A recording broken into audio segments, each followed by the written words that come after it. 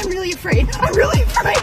really afraid. Here it comes.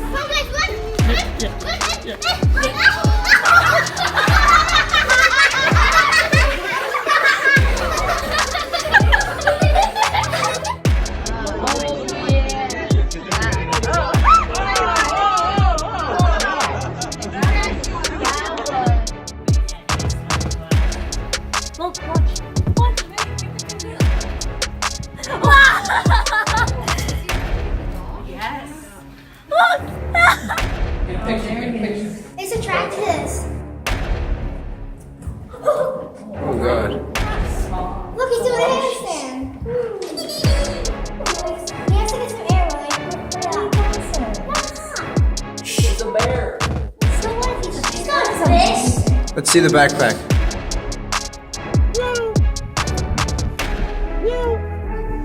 Oh, wow.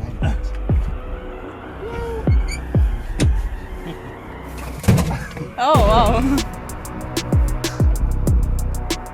Take it.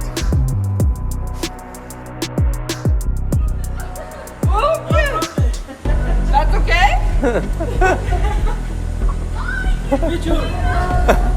I don't know what to do, y'all. Hey! I'm scared, but that's okay. He's gonna bite you. I know. I'm Okay, kidding. Go, go, go, go. Okay, bye-bye. Bye-bye.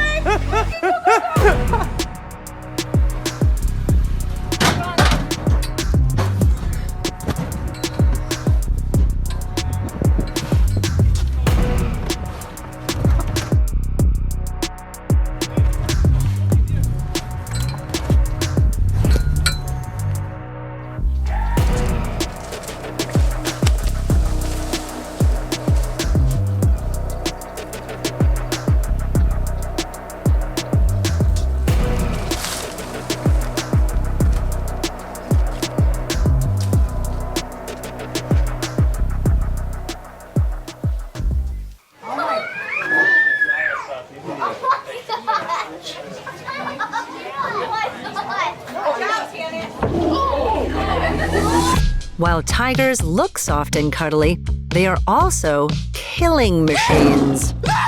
In the wild, the most dangerous tiger in the world lived in the Himalayas. About 100 years ago, a Bengal tigress known as the man-eater of Champawat terrorized villages across India and Nepal. In total, she claimed 436 victims. This stands as the record for most humans killed by one tiger. Gruesome, but impressive. Hey, it sounds awful, but let's hear this wild queen out.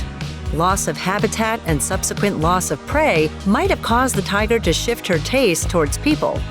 Thanks to a gunshot blast to the face suffered during a previous botched attempt to kill her, she also had damaged canine teeth that made it hard to defend herself against other tigers and capture her usual prey. But something had to be done. Bounties were put on the tiger's head. Eventually, famed big cat hunter Jim Corbett was called in to help. In 1907, Corbett and 300 very loud villagers spooked the man-eater of Champawat out of her hiding place in a ravine. This allowed Corbett to aim and fire 3 shots. He kept the hide as a trophy. Our next attack needs no introduction. In 2003, entertainer Roy Horn of the infamous magic duo Siegfried and Roy had Manticore the white tiger turn on him in front of a live audience. Their routine Vegas show went horrifically wrong when he came between Manticore and the unsuspecting crowd. In an escalating series of mishaps, the tiger clamped down on Roy's neck and dragged him off stage. Experts think Montecore's predatory instincts had taken over, and he was taking Roy somewhere quieter to deliver a final death blow. Blood coated the stage, but despite the physical trauma and needing 4 people to pull Montecore off him, he survived. Siegfried, along with Roy, now paralyzed down his left side as a result of his injuries, even performed with the tiger again in 2009. Talk about forgiveness.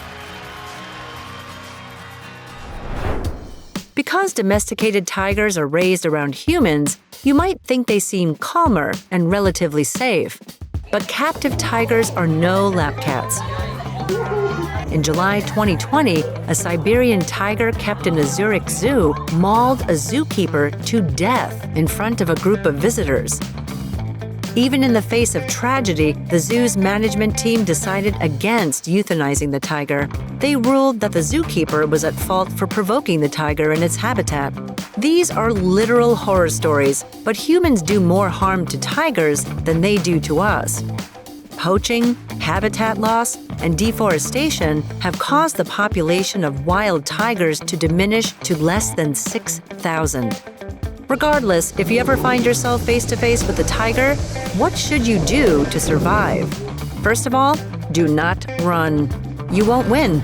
A tiger can reach 64 kilometers per hour. I doubt you can run that fast. However, as scared as you might be, don't pee your pants. You might laugh, but peeing can be threatening to a tiger.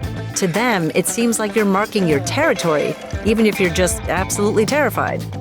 Stay calm and maintain eye contact with the cat. Make yourself as big and scary as possible so the tiger feels scared instead. Another strategy would be to climb a tree. Despite their agility, tigers aren't great climbers. Eventually, even a tiger will tire and move on to easier prey.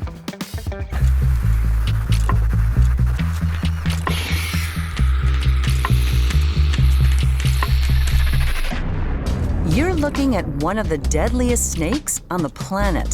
The saw-scaled viper is responsible for an estimated 5,000 deaths per year. Equipped with one of the fastest bites, it has a unique way of warning before it strikes. Listen to this. Yeah, now would be a good time to get out of there, and fast. There are 12 species of saw-scaled vipers found in dry savannas across Africa, Arabia, and southwestern Asia. They've developed a sidewinding movement to efficiently glide across loose, shifting sand and other surfaces with little traction. This helps add to their speed and unpredictability while hunting or getting away. It's more of a hopping movement rather than a typical slithering. They're also opportunistic eaters, meaning they'll eat just about anything. Rodents, insects, and lizards are amongst the critters on their vast menu.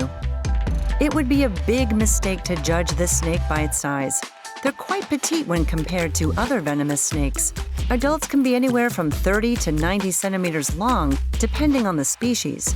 That's practically nothing when you look at the king cobra and its average length of nearly 4 meters. The reason they're so deadly is due to their aggressive nature. They will strike quickly and often when threatened. Their small size allows them to hide under rocks, leaves, or branches, making it easy to startle them when walking by. Saw-scaled vipers are estimated to bite approximately 50,000 people every year, one of the most significant totals on the planet. And in Africa, they're the cause of the highest number of deaths. The high frequency of encounters is due in large part to them being found in highly populated areas. So please watch your step, people. Adding to their lethal repertoire, they release more venom than the average deadly snake. The venom will stop your blood's ability to clot, which can lead to disastrous bleeding. And if you're lucky enough to avoid, well, death, a bite can still come with a hefty cost to your body. If not treated properly and promptly, it will destroy tissues and can lead to losing a finger, toe, or entire limbs. Antivenom will save your life, but not your extremities. The damage will already be done. Remember, it's not the size that matters, it's the motion of the ocean. Or in this case, the brutally aggressive, venomous nature. You may may be fortunate enough to hear their strange, distinctive warning sounds before they lunge in your direction. When they feel threatened, they curl up in an S shape and rub their scales together, creating the sound of a tiny saw, hence the name, obvi. The technical term for this is stridulation. Saw-scaled vipers produce these sounds due to one difference from other serpents. Most snake scales point backward, but theirs are serrated and are situated upward, similar to if you run your finger across a comb. So besides keeping your eyes peeled, keep your ears to the ground too. Depending on the species, saw-scaled vipers can be egg-laying or live-bearing. The egg layers can be found in northern Africa, while live-bearing species are spread across the Middle East and southern Asia. Aw, look how cute this little guy is. Who would guess it'll grow up to be a ruthless killing machine? Not me, no. Okay, snake danger can also come from above.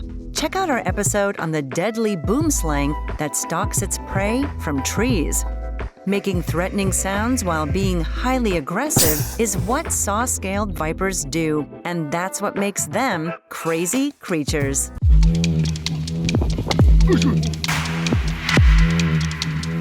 While this buffalo may seem mild-mannered, just minding its own business while grazing the savannah, it's anything but. What you're actually looking at here is one of the deadliest animals in Africa. These Cape Buffalo behemoths are responsible for killing around 200 people in Africa every year, most of whom are hunters. So maybe they had that coming.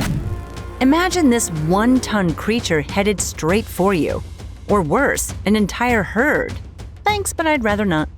So what provokes a Cape Buffalo attack? What makes them so dangerous?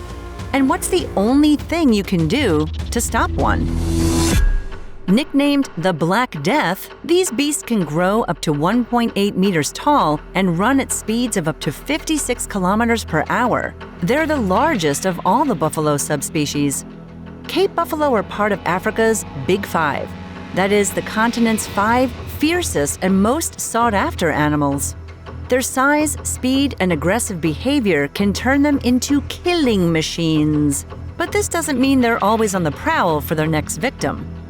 Since they're herbivores, they don't focus on prey like lions and leopards do. If they attack, it's usually an act of self-defense. In other words, you don't want to piss off a Cape buffalo.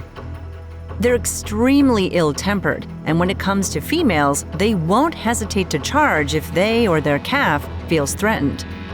They've even been known to target vehicles that get too close, sometimes out of anger and sometimes out of fear, or while being chased by apex predators like lions. But even the mighty lion is no match for this fearsome bovine. Herds of Cape buffalo have taken down entire prides, goring or trampling every lion in their sight as they steamroll their way through. Since they're very protective of the young, weak, or injured members of the herd, they will sometimes make the first move and chase down predators that dare cross their path. In situations like these, a Cape buffalo will even continue to attack when injured, sometimes fighting until its very last breath. In addition to their daunting size and quickness, it's their incredibly strong horns that make them such efficient killers. Draped over the sides of their heads like, well, a cape, these are built for fighting. It takes about 10 years for their horns to become fully formed. As they grow, the adolescent buffaloes will use them to play and fight for seniority.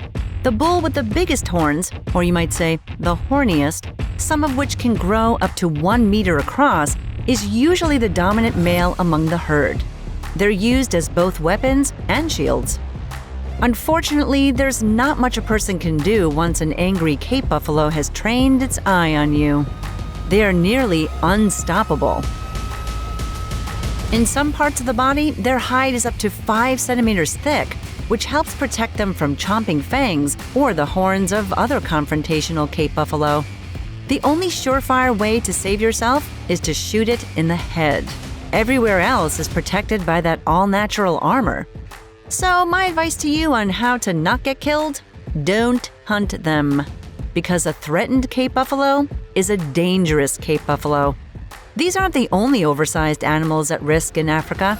Watch another episode of Crazy Creatures to find out why this rhinoceros is being held upside down. Killing hunters and charging vehicles is what Cape buffaloes do when they're threatened, and that's what makes them crazy creatures.